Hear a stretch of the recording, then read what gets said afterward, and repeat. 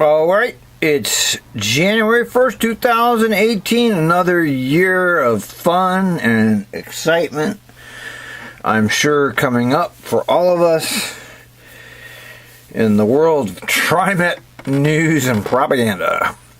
All right, we're back to the sock puppets, and we're making our way through this. And of course, it's taking us forever because so hard to get through. All right, he's on the consent agenda. We don't care about that. We'll move right along. Yeah, I'm just really, it's. That's one of the reasons we wanted to Nope. use the construction manager general contractor. Is there a special? Are there a couple firms who do that as a rule? I would say there are a number of firms. Okay. I don't believe it's a particularly small Look, they number, got but we'll see some of our. they got a Trimet logo moving around on the screen. Construction, but other firms as well, because.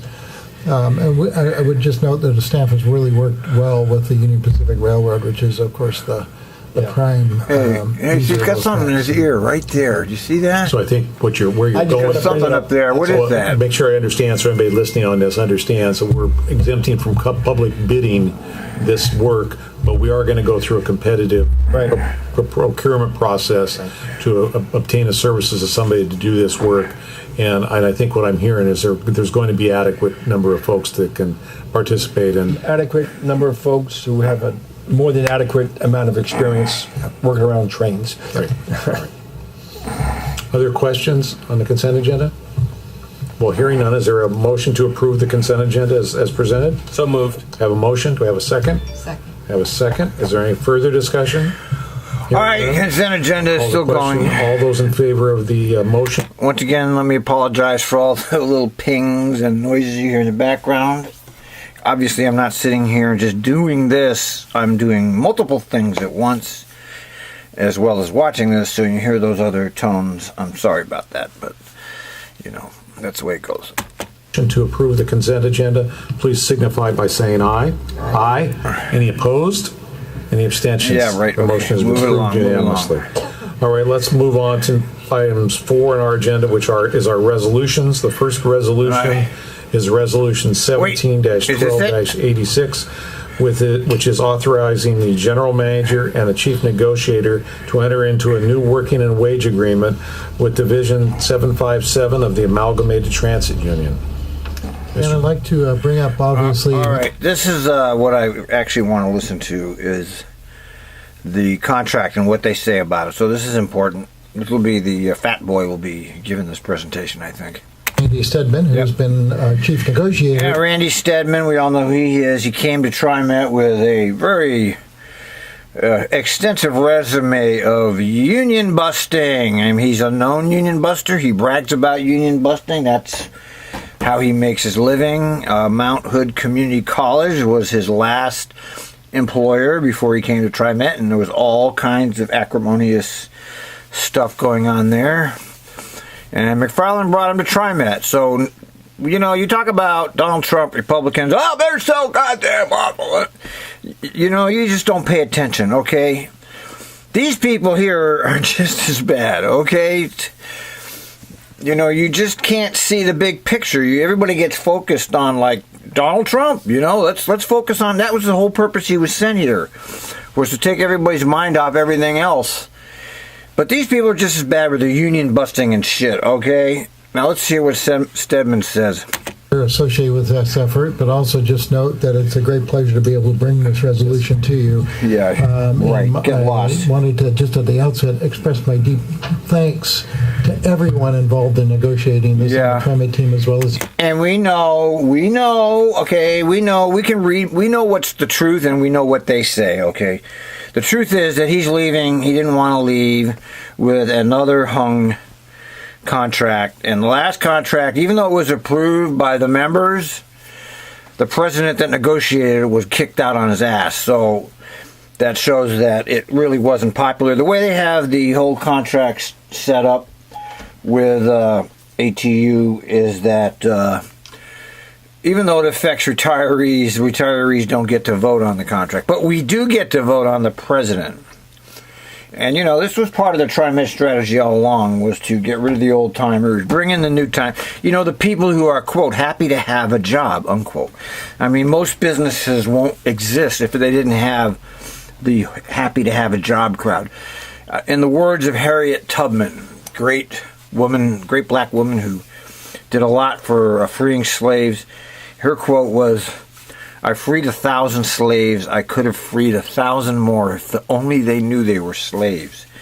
And that's the situation we have here. There's so many people that are just happy to have a job because they're beaten down by society. They don't get anything. They don't get any good pay. They get no benefits. They work hard. So when they get to a place like Trimet, of course, they think they're like the slave who was out in the field cutting cotton all day in the heat. And all of a sudden the master said, "Come on into the house and make beds. You make our beds and wash our floors." And so you don't have to be out in the sun anymore and be out in the weather. So they're so thankful to come into the house. Well, that same psychology is what is used in these government jobs. Look, you come from the free market. The free market, as they say, which is nothing but a slave trade. Okay, it's a slave trade out there. And they'll pay you nothing. They'll pay you $7 an hour in the free market. Let's put quotes, the free market, where you can get paid $7 an hour for killing yourself. So you come to a place like Trimet, you think you have a good deal, right? And that's the whole psychology of capitalism. Nobody gets it because everybody can't see the big picture. I understand, but okay, let's hear what's going on. Sorry for my rambling, but that's what makes it fun for me to watch these, is I can ramble to my heart's content, and even though I know it doesn't do any good, it still makes it fun to watch. The ATU team, I think we've got a very good contract recommendation that I'm very pleased to recommend to you. So we'd like Randy to go through that with you. Thank you. Please. Do I have excuse me while I get oriented here. The mouse would be if you straighten up there with it. Oh, okay. Can you just kind of scroll for me? Sorry, I'm going to work from the Word document that has the logos on it. I know the board has been fully briefed on this in executive session, so I'm going to focus on some key aspects of the contract, but the bargaining team is pleased to recommend to the board adoption of this tentative agreement between ATU 757 and look at this. Look. Now look at that. You can't make any heads or tails out of that. Okay. For approximately 40 individual provisions that changed in the contract, a number of them had no or negligible financial impact in your document. Those are represented by the items below the red line. There were 11 proposals or groups of proposals that did have some significant financial impact above the red line, and I'm going to focus on some of them today. Very important to hear what he's saying. You can go to the next. This is very important to hear because you read between the lines. You can make out what the future plans here of Trimet are. Okay, years ago, many years back, I called out the fact that they were going to take away our health benefits. And of course, nobody listens to me. And the reason I knew that was going to happen was because I listened to these meetings. And I heard Oxier talking about it. And he actually talked about the plan that Trimet executive class, the neoliberal executives, the people that run the world right now, whose job it is to steal as much as they can from the average citizens so that the plutocracies can get more. And that's what's happening here, too, so let's go on. Next slide.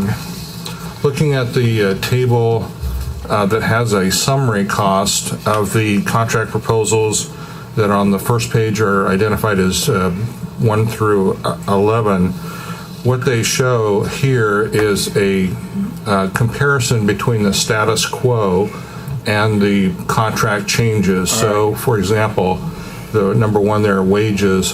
While our wages are going up because of numbers of people and so forth, and the status quo, as you recall, in the last year of the last contract was 3% increase. What we're comparing here is the change from the status quo.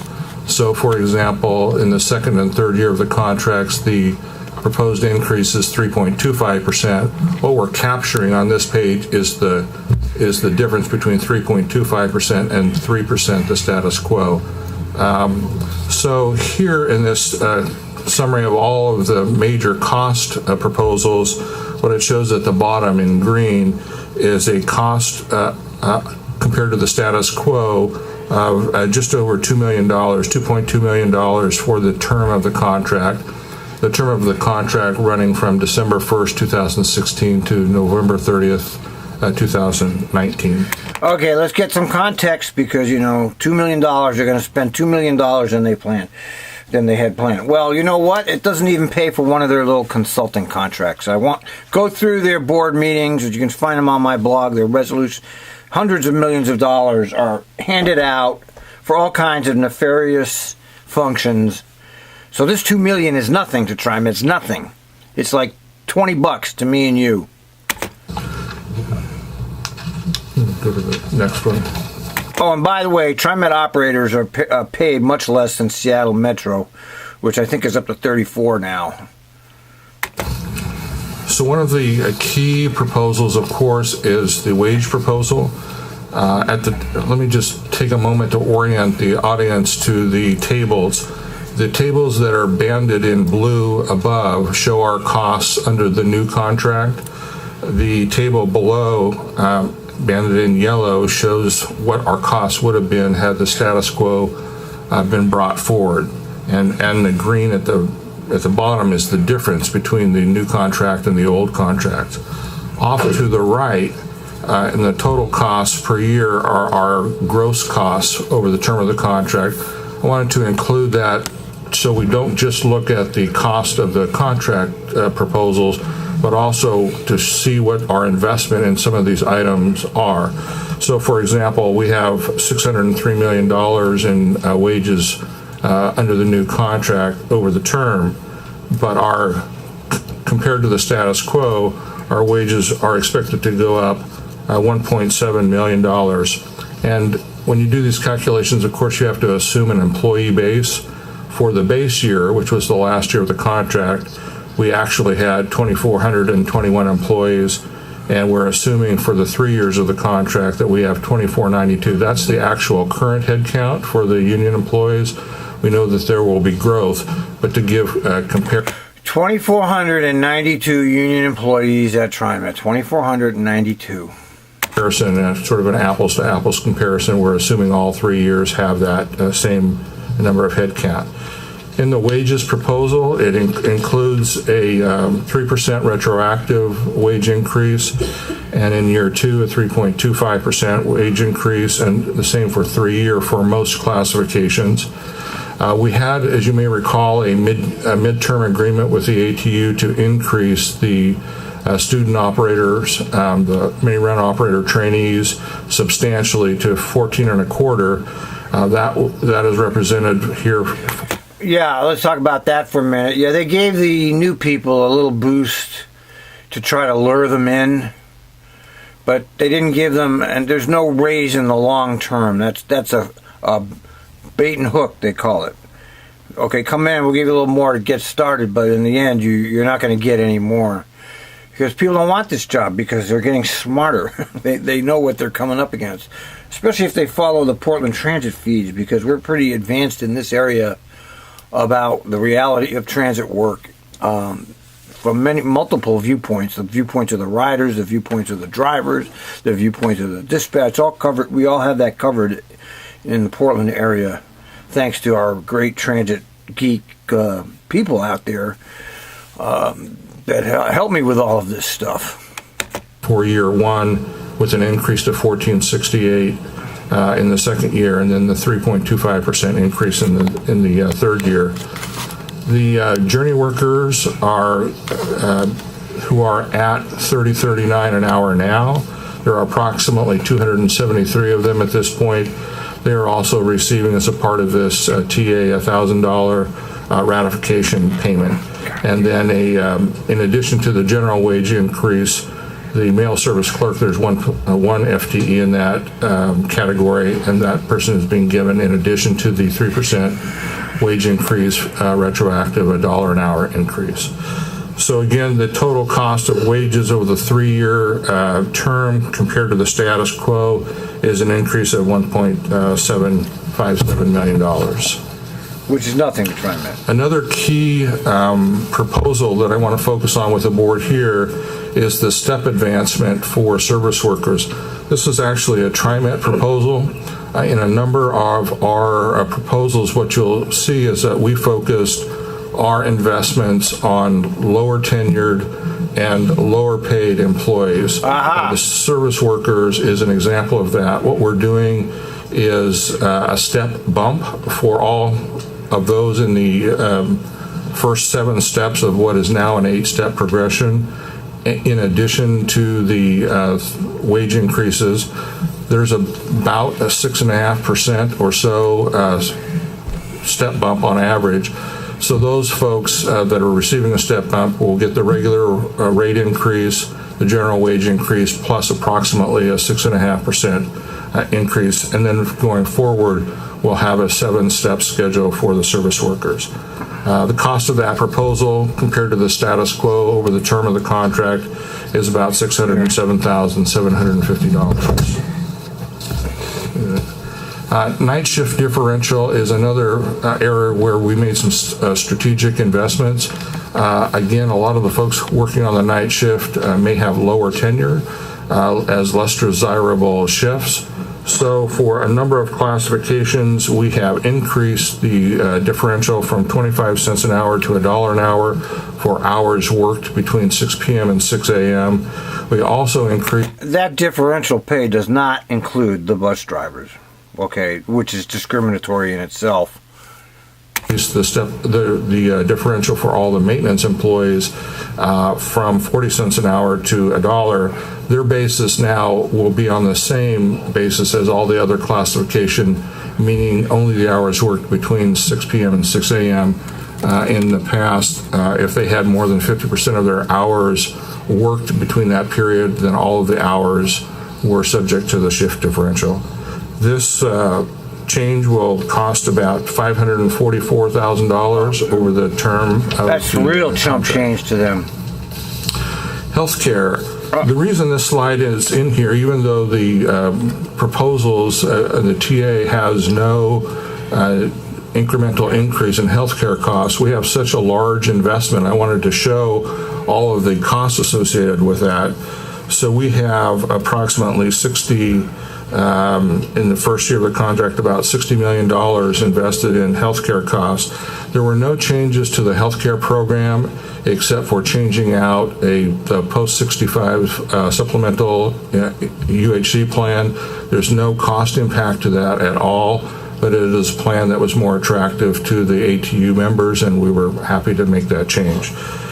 So all of the concessions that were negotiated during the last contract were retained in this contract, but for that swap out, that no cost swap out of the... Yeah, he brags about the concessions in the last contract, because that's really what TriMet was after, was getting rid of the excellent health care and getting rid of the post-employment health care. And they've done that. Okay, that's what they really wanted to do. Now, so, yeah, but... Post-65 supplemental program. Going to the mini-run operators, a number of the proposals in this contract related to working conditions to improve the working conditions of mini-run operators.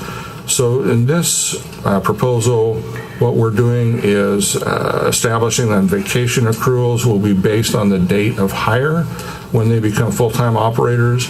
Previously, there was a different schedule for mini-run operators. That's a major improvement, because people that weren't around here years ago, I mean, now you go full-time and TriMet in 6 months or less. It's not a big deal. They hire you, you're full-time before you know it. In the past years, it could be anywhere between 1 and 3 or even more years to get full-time, and what they made you do was start all the way over with seniority. You had to start your vacation all over. You had to start your seniority all over. So all that time you worked as a mini runner was not counted for your full-time job. Really unconscionable, horrible thing to do. But it saves them money. You got to remember, these are neoliberal managers. They don't consider, all they consider is how much can they rip off their working force. I'm not making a joke about that. I'm dead serious. This is what neoliberal that's what neoliberalism is. It's extraction of wealth for an elite. So, anytime they can extract more wealth, they're going to do it. That's what the neoliberal management does. Versus full-time operators. Now, when they become full-time operators, we'll go back and basically give credit for that service time as a mini run operator. Now you don't do that anymore. Also, current operators who formerly were mini run operators will also have an accrual based on the hiring date. Yeah, so that's backdated to all the other operators that became full-time before this policy. So that's a great thing for them. It didn't help any of us that are retired and got screwed by this company. Leave hours will now be based on the scheduled hours, which may be, for example, 10 hours, where previously they might receive a lesser amount for the holidays and for the leave hours. So that's also a recognition of improved working conditions for the mini run operator crew. This will, the cost of this over the term of the 3 years will be about $1.6 million. Chump change. Nothing to Trimet. And finally, Trimet was able to negotiate a few small changes to the contract. As you'll recall, our strategy was proposals that were few in number and modest in impact. But there was one proposal that we absolutely had to get agreement on with the ADU, and it has to do with our midlife remanufacturing of our fleet, which we simply don't have the personnel for and don't have the facilities to handle. What we wanted to do is to be able to contract that out to a vendor off-site to have that sort of studs up remanufacturing of our fleet over time. Right here. This will, during the term of the 3-year contract, we estimate save about $2.6 million, but there are future savings that much of the costs associated with this are acquiring and training new personnel and facilities that we won't have to build in order to accommodate this work. And it will also allow us to do the work in a shorter number of years. So taking a little bit longer look, although the savings for the term of the contract is $2.6 million, over the 11-year period shown with that small table at the bottom is about a $5.2 million savings. A lot of that, again, is capital costs, avoided costs for facilities, and avoided costs for training. It means that we'll be able to redeploy those folks to other maintenance work rather than having them work on the remanufacturing or rehab of the fleet.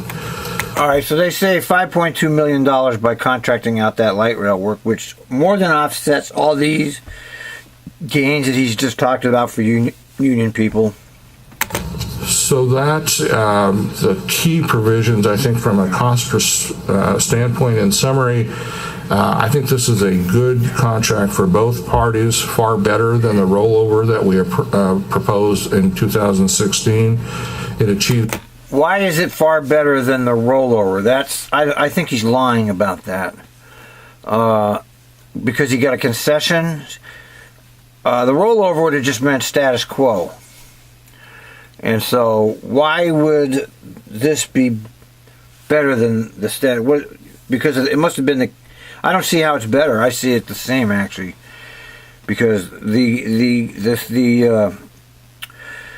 gains that were given to the employees were wiped out by the contracting out. So it's a wash. Okay, so I don't think he's honest with that. I think it's the same. There's a critical midlife remanufacturing ability to contract out. Retains the health care cost concessions previously negotiated. Right. It does increase our costs, $2.2 million. Increases our cost $2.2 million. Nothing to them. You've got to understand the scale of Trimet here. And I watch all of them. I watch them handing out contracts in the millions for questionable projects, so this is nothing to them. But it does focus our investments, I think, appropriately on the lower paid and lower tenured employee. And I was gratified by the 94.7% support of the contract and by the ATU. Yeah, let me make a comment about ATU. ATU members have never been they're not a strong union. They're a very weak membership, very weak. And, I spent 15 years working there and the last 6 watching this. So I have over 20 years of experience of watching the union members.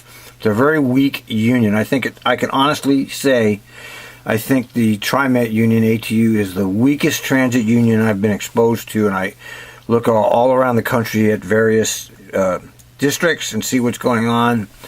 And I think we actually have the weakest, and I don't say that with just off the top of my, I really believe it. I mean, it's just too bad for us as members that we have such a weak membership. I think that it shows that the concessions made by both parties in the end were agreeable and is a good deal for both. With that, I'll be happy to answer any questions that you might have. Okay, it's all good for the employees. From my point of view, they didn't steal away any more of the retirees' health care, which is what I was concerned about, because I already know that the long-term plan is to eliminate retirement health benefits. And just because they didn't do it now, I heard this with my own ears, okay, that they're going to do this piece by piece over years. So just because they didn't do it now because McFarland's leaving and didn't want to leave with a hanging contract doesn't mean they're not going to come back and do it later, because this is not the end of contracts. Yeah. Thank you, Mr. Stedman. Let's hear questions. Any questions by the board?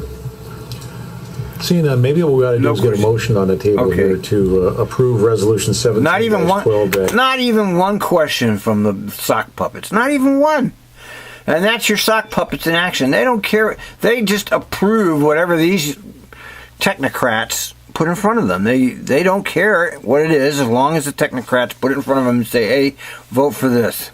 86, which is authorizing general manager and chief negotiator to enter into a new working and wage agreement with ATU Division 757. Motion to have a second. Great. With that, maybe we'll stay there. Maybe we might have some questions, but I think maybe comments from the board on this action, because I think it is a good contract. You guys did a great job, and congratulations to the staff and the ATU for working hard to do this. So, anybody, Director Asman, do you have any comments you'd like to make? 94.7% is huge. I've negotiated contracts and tried to ratify them, and that's out of the ballpark. That's wow. So thank you, both of you, Shirley and Randy. And 97%. Less than half the people, by the way, the union membership kind of mirrors the general election population. Less than 50% of the members bothered to vote. I mean, it was a postage-paid envelope even, and they didn't vote. And when they don't vote, like that, it usually means they don't like it, but they're not going to vote against it, and that's.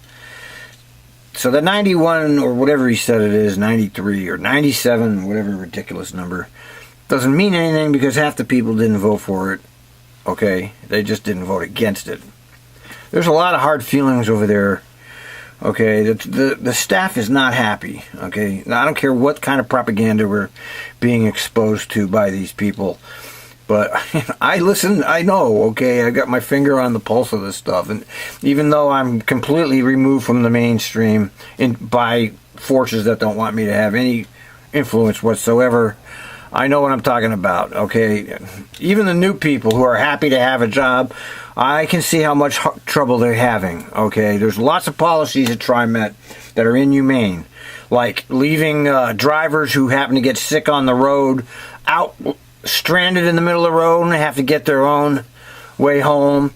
The policy of making drivers to continue working after a incident, such as a a rider attack or a menacing attack or a verbal attack, and the policy that says drivers they keep drivers working when they should be relieved. Terrible bus seats that are actually hurting drivers. There's lots of examples of this. So don't get fooled to think that everybody's so happy over there, because it's just not true. They're spinning it. And this guy here, he's supposed to be a union guy. He's the worst union representative I've ever seen. I've never seen him speak up once for the union. I have no respect for him at all. Mary, you too. So, but negotiation team. So everybody seems to be happy. So I'm happy with this. Yeah, thank you. How about Stovall? Stovall, what Director Stovall, he's been awful quiet lately. I've been wondering what happened to him. I mean, he used to be the chief pontificator, and now he's just quiet at these last few meetings. When I here comes first got on the board, here comes Prosser. He's a real hack. Trimet had been through a rather long period where contracts were settled only through arbitration. Hold on. There's only been one arbitration, Prosser. One. There's been one. And the union lost. He just said contracts, plural, have been shuttled through. No, there was only one. All right, so stop lying. The last contract and this contract have been settled through negotiation. And I think these contracts... Yeah, the negotiation, the union members will approve whatever you put in front of them because they're chicken shit. Okay, Trimet union members are chicken shit, and they're not going to vote no on something that could actually hurt them, their job or something. So it doesn't mean they like working there. It means they don't want to take a chance. They're all willy-nillys. Proof positive that reaching agreement of people around the table is far better than having a contract imposed by an outside arbitrator. Yeah, and the arbitration is fixed. It's heavily slanted to the company. They either take the company or the union. He can't change things. The last arbitration, which was won by the won by the company, the arbitrator ruled for the company, and he put in the body of his arbitration how awful he thought Trimet was, how unethical, and some of the provisions were illegal. And he said that the union should take them to court, but he still ruled for Trimet. The process, I don't know why the union agreed to this. This was stupid. I don't know why the union officials would agree to this. I guess they didn't have a choice, but they shouldn't have just rolled over. It's a tremendous achievement. My thanks to... This is Prosser's, this guy is another one that I have no... He's another one that just heaps praise upon praise upon the Trimet execs and everybody. He's not credible. Well, none of them are credible, but him especially. ATU, Shirley, and the ATU negotiating team. A major thanks to Randy and all the members of his team, because this is a lot of work and a lot of discussion. But to come out with something as positive for both sides as this, I think, is a real achievement. So I congratulate both bargaining teams. Thank you. And I'll just echo what both directors have said so far. This is it's a great contract, as Randy's already referenced. And as we begin to move forward, the organization forward, we certainly want to always be keeping the stakeholders, the riders, everybody in the region in mind. And I believe both sides did that. President Block and her leadership, Vice President Hunt, and all the members of the ATU want to thank you for your efforts in helping move this forward and really taking care of this region and thus the state and Randy and the negotiating team on the staff side. I think it is. It just represents both sides coming together and having. See how they all parroting how wonderful it is. It's like parrots, like they all parrot each other's wonderful praise.